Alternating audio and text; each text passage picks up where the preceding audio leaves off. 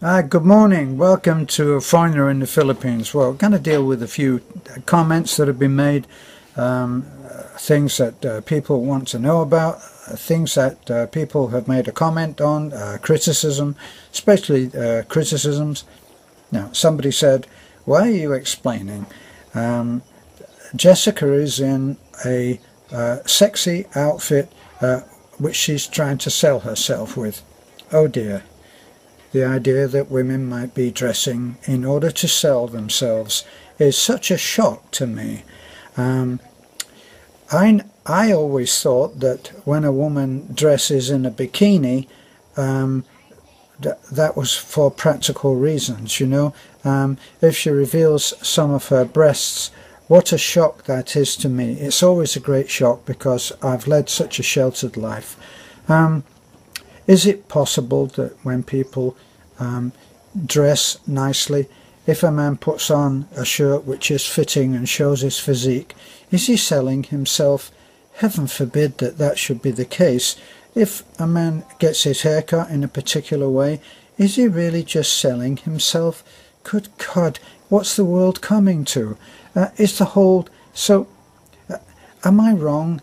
Was the whole subject of fashion where clothes are made to display a person's body to the possible best effect, dresses that make women look slimmer, shoulder pads in men's suits? Wasn't this all for practical purposes? Please tell me, because I don't know about these things. Is it really possible that makeup is not practical? Is it possible that when a woman highlights to make her cheekbones seem higher, that's not for practical reasons? This is a shocking revelation to me. I'm not used to being exposed to so much reality. Isn't lipstick for a practical reason? Isn't it made to, I don't know, maybe it's there to make the woman's lips more alive or something like that. Isn't that what it's for? It's not for beauty, is it? It's not, surely not. When a man wears tight-fitting trousers, you know that thing about, I always thought that when you've got it, flaunt it, something like that. Wasn't that practical? This has been a terrible shock to me. And plus, when Jessica dresses, maybe we should get her to wear a kaftan, you know, something that covers her from the neck right down to the ankles. But maybe, I don't know, in my naive, completely unsophisticated way of looking at things, I thought that something that the way that a woman dresses out in the Philippines, which is stinking hot for a lot of the time, it was because it was to a degree practical. Now, when I was in Florida, I would notice that the rest of us that live all the year round would be, in the winter, would be dressing slightly warmer for purely practical reasons, of course, not for beauty. And when I chose to wear one sweater rather than another because it made me look better, was I really selling myself? Oh, I hope not. And then I'd notice that whereas the rest of us mere mortals were dressing for the slightly colder weather, sorry, I'm getting all choked up here, and then the snowbirds would come down and we'd be huddled up in the car with the windows closed, and these snowbirds would come down from their freezing weather in the north, and they'd be wearing shorts and t-shirts. Wasn't that all practical? You know, like it's when it's hot you wear lighter clothes, when it's hot you wear a t-shirt. When you're a woman, isn't it? Don't we have those sinful words like cleavage? And could it possibly be that the entire cosmetic surgery industry is not for practical reasons. Don't women get their bust enhanced because it's more healthy?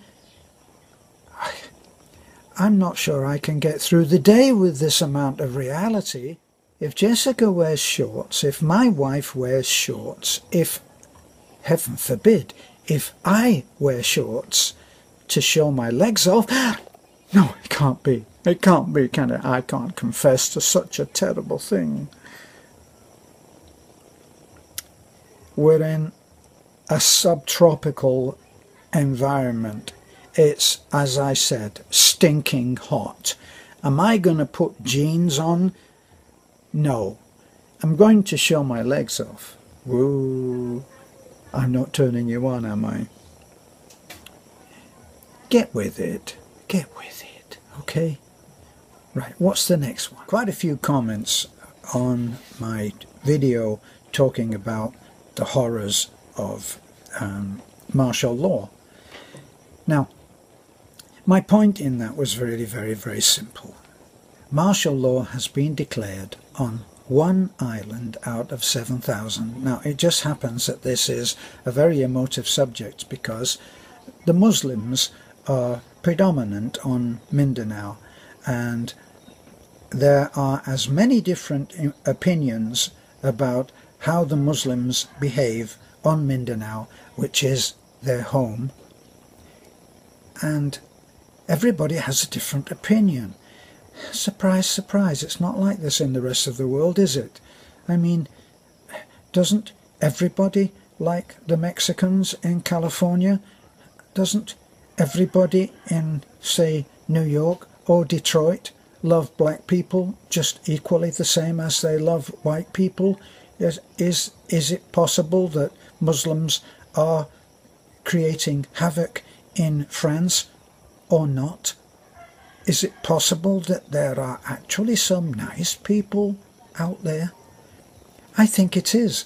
Now, that's a whole complicated issue in Mindanao, which I can't go into. I'm not qualified to make those assessments. I actually knew a man in Fort Myers who'd written a book on the Muslim takeover of the world and how Muslims go in and seek to conquer. Certainly they want to have their own Sharia law, I believe. There again, this is just anecdotal information. I'm no oracle at all and never have thought of myself in that way. But would I want to live under Sharia law? No, I don't think so, because I don't want to see women walk around in those Batman outfits, you know, with the burqa and just showing their eyes like this. Now, my point, as I was about to get to, sometimes it takes me a while to get there, you know, I don't have a roadmap. My point about martial law is that it is martial law on one island. Are terrible things going on there right now? Yes, they are, and I didn't ever try to minimize that or expand on it. Yes, it is an extremely brutal situation when people are captured and they have their heads removed, and not exactly surgically, and I'm not making light of it. It's a horrific thing. I've never been able to bring myself to watch one of those things. Have their throat cut, and then somebody with a bolo does the rest of the work as best he can, and often not very well. People are suffering. Apparently there are reports showing, I don't know, 100 people dead. It's not where I live, it's somewhere else. Now, am I just blind to what is going on here? No, actually I'm not. If you haven't already realized, I'm British. I come from England. Now, England is divided in its opinion and in its desires to be the United Kingdom. It's not that idea is not shared by everybody. Someone commented and said, Scotland doesn't want to be separated from England. it wants out of the United Kingdom. If I don't get these descriptions exactly right, forgive me, okay? But I think that probably even a Scottish guy who is anal about descriptions being exactly on, who is detail-oriented far more so than I am, would agree that there are those people in in Scotland, in Ireland, parts of Ireland, and in Wales, who would like to be independent of what we know as the United Kingdom. Is that good enough? That's the point that I'm trying to make. Scotland is a fiercely patriotic country. How do I know that? Well, I spent quite a few years as an Argyll and Sutherland Highlander, and I wore a kilt for more years than I care to think about.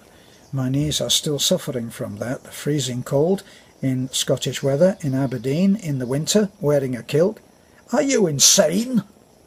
So, I know about that. I travelled all around the United Kingdom, and when I played in a band on the road for about 7 years, we regularly went to Wales, and we played in Wales.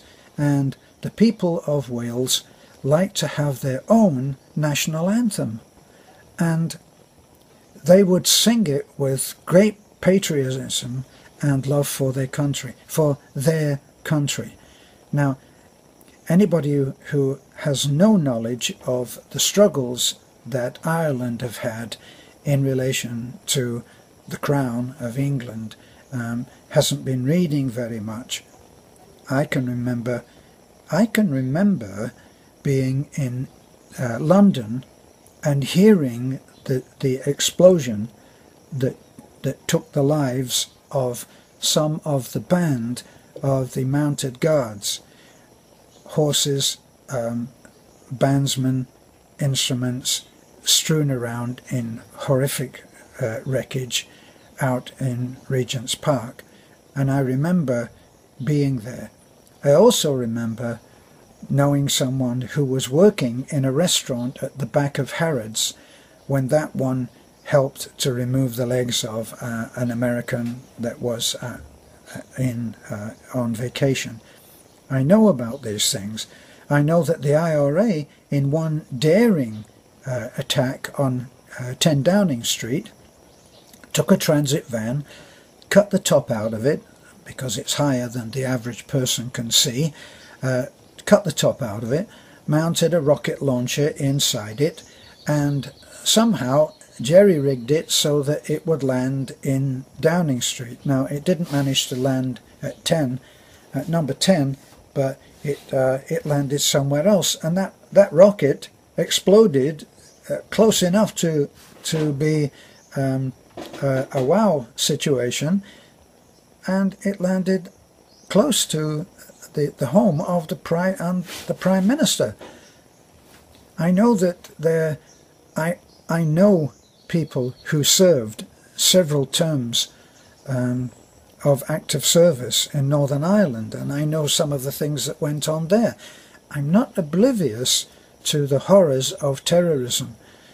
I remember when I was coming from the UK and knowing that you never leave bags unattended, and if you see a bag that's unattended and you look around and you think something funny there, you report that and you get that handled. I remember that America was not so aware at one time of the effects of terrorism and the effects of what it does on travel.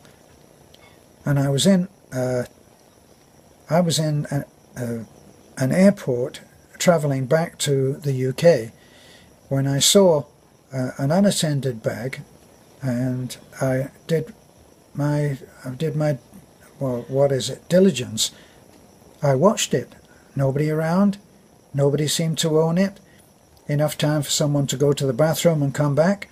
I went over and I spoke to a security guard, and I said, there's a woman, and not that that's important, but I said, there's an unattended bag there that I think I've watched it for a few minutes. No one's coming back to it. It doesn't seem to belong to anybody. Better get over there, please, and do something about it. And she says, oh, why don't you just take it to the lost and found? I said, no, you don't understand. That's an unattended bag and could pose a security threat to the lives of people around. No, oh, it's just, don't worry, sir, there's nothing to be concerned about. And that was ringing in my ears as I left. She said, no one's trying to hurt you. Later, I'm thinking that that lady had cause to reconsider what she told me. Danger on Bohol. We're not seeing it. That's the whole point of my video about the terrors. It was a facetious way, or sarcastic way if you like, of saying that there are no terrors on Bohol right now. Did we have a little spat that resulted in the death of quite a few people, mostly Abu Sayyaf, close to us in a Bangor? Yes, we did. We are safe. How safe are we? As safe as it takes the next terrorist to decide to change it. And are they working at it? Yes, they are. Are they working at it diligently? Yes, they are, especially on Mindanao. Mindanao, for those who don't know, is the largest landmass in the Philippine archipelago. The collection of islands, 7,000 islands, and Mindanao has huge, huge natural resources, which a lot of people who are much more clever than I am are saying is the reason why the Muslims would just love to have independence. Well, yes, this is often the way, isn't it? The richest one would like to have independence. How long has Texas been asking for the same thing? Been threatening to leave the United States for the longest time, and there are those in Texas who are absolutely firm on their commitment to try to make this happen. These things happen all over the place. It's not about the Philippines. It's not just about America. It's not just about the troubles in England or Ireland, in Northern Ireland. You can go and you can enjoy the most peaceful holiday in Southern Ireland and never a moment of thinking that you're being threatened or in danger. And then it may well be different in Northern Ireland. Sorry, I'm swatting again, aren't I? So much for the point of my my video about the terrors of martial law. And if martial law has not been declared where you are, there are no terrors until it's declared. And then when it's declared, well, we'll see what happens, as we are seeing what's happening in Mindanao. There are people who are in danger, and it's a huge place. So there are many, many more people who are not in danger. Okay? So that's the American way of describing things, is collateral damage. That's that very, very nice clinical way of describing that people are being killed. And yes, people are being killed there. Is there any collateral damage? It's so clean, isn't it? Like there's no blood in collateral damage, is there? But when people die, there is. My prayers, such as I am, as a believer in a different way, are that there will be peace there, and that people will learn to live in a way that is tolerant of everyone's religion, that everybody can believe in their God in the way that they want to. And if they have no faith in the existence of a God, they should be allowed to believe that too. That's in my book, in my house, in my family. So that's on about the terrors of martial law. Now, another comment about what people see in our videos, right? Now, once again, we show what we show because it's important. It's not, what's that saying? It's not enough to be doing right. You have to be seen to be doing right. So this is in contradiction to the Bible, which many people live their life by. I treat the Bible as an important source of information and insight, and it reveals sometimes the stupidity of some of the things that I do and say, for which I always apologize. I'm apologizing now, okay? Sometimes I'm not so clever, and sometimes I'm, well, otherwise. The point really is that when we show what we do, it can inspire others to do more. It can inspire someone who is doing nothing to do a little.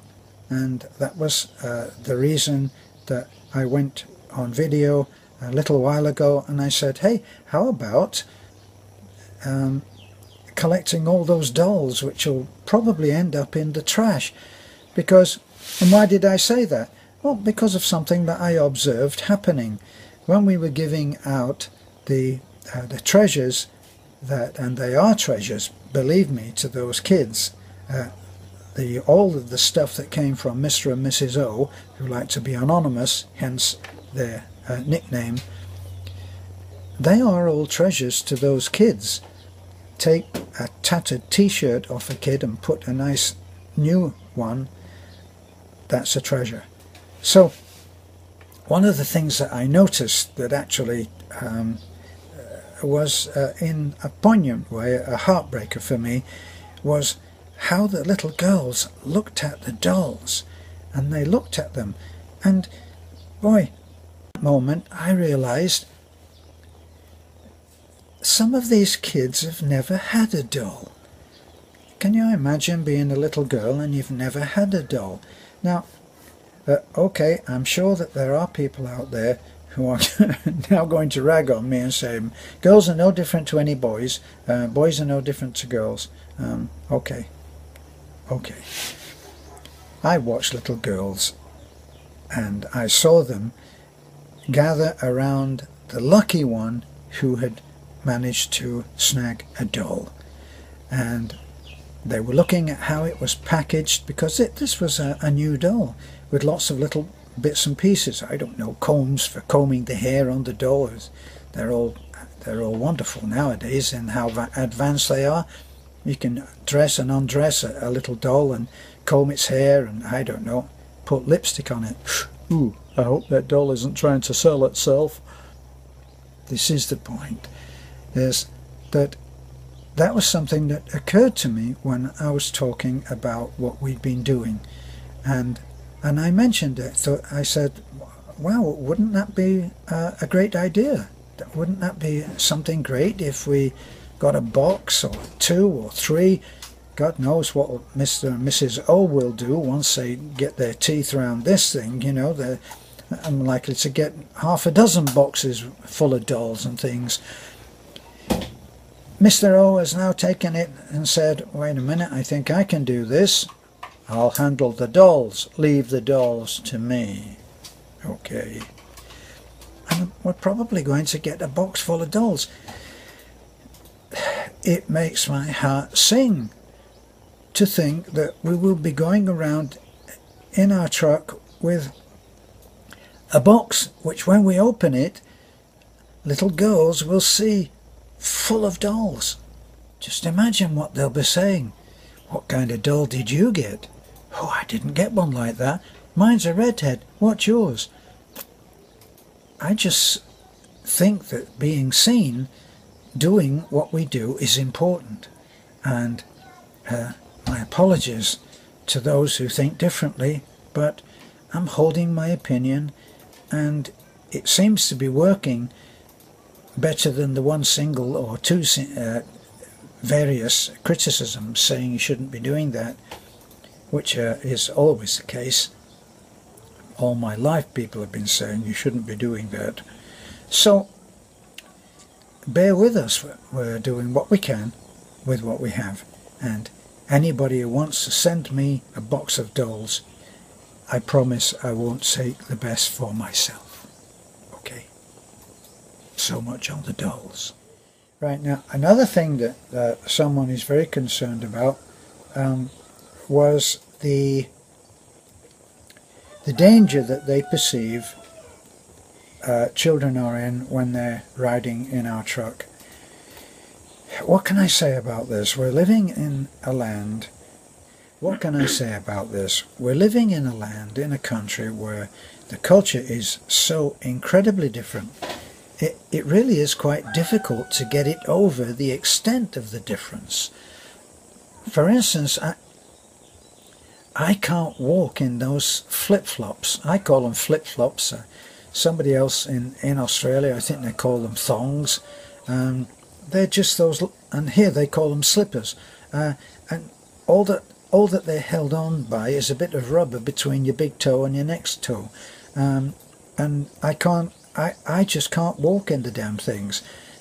I've seen men leap from moving jeepneys in those thongs and land perfectly well without even thinking about it. And if I get a bit of water in one of those things, I'm falling all over the place like a fool. So everybody's different and things are different.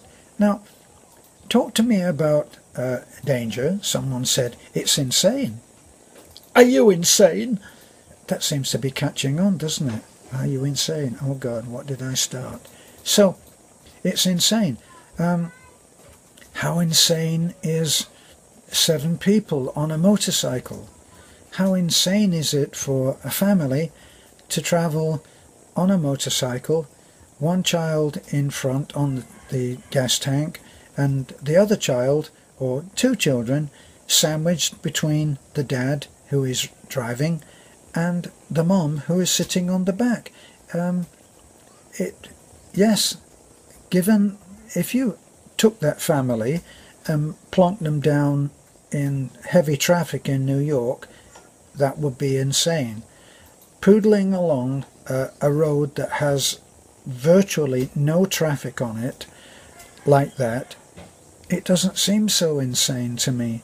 Now, I see trucks going along like mine, and they have chairs, ordinary plastic chairs set up in the back. And for the one person who, and I'm not belittling her concern about whether it's safe for a child to sit in a pickup truck, as I say, pick up that pickup and put it down in New York and it will be insane. Out here it doesn't seem to be so, and it's how life is lived. So try to get a handle on what the real culture is here. The real culture is very different. For instance, it's a common sight to see, let me see, 6 or 7-year-old walking along the side of the main road. There is no sidewalk, just a grass verge, walking along the side of the road in some traffic. There's always some traffic, let's face it. And they will be shepherding a 2-year-old. Believe it or not, a 2-year-old, 3-year-old. And they don't think anything of it. They enjoy, we'll say enjoy, and you can argue about it later, they enjoy a greater degree of learned independence. This is what I called it. Where a child can walk out the gate and stand at the side of the road without it occurring to him that he can go and run and play in the road.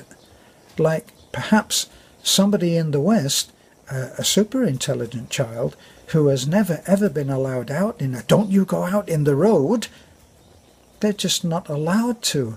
They're not allowed to walk unaccompanied. They're not allowed to go to school. You would never allow a 6-year-old to put his backpack on and in Fort Myers and walk to school. You would be arrested. Here it is commonplace. If ever I take one of the kids or several of the kids as we have now going to school, let me see, I think about 5 or 6 children who now will be going to school from the hill. Now supposing I take them in the truck, when I get down to the school I will be waiting at the crossroads there for the guard to usher me in to the road that leads to the school, and he might be giving priority to someone who is taking 7, possibly more children to school. And these kids have been brought up to ride on a motorcycle since they were like old enough to just hold on.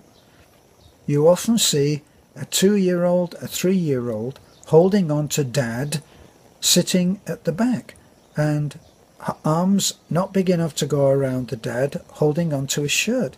It's part of the life here, and that's reality here. It's not the reality in a New York street or a Detroit street, or you couldn't do it if you were in Chicago, but we're not there. That's it on the danger of the road in this country. So I'd just like to say this is a foreigner living in the Philippines. Please like, comment, and subscribe on our YouTube channel. Have a good day, good morning. Bye-bye. Did you even see my lips move?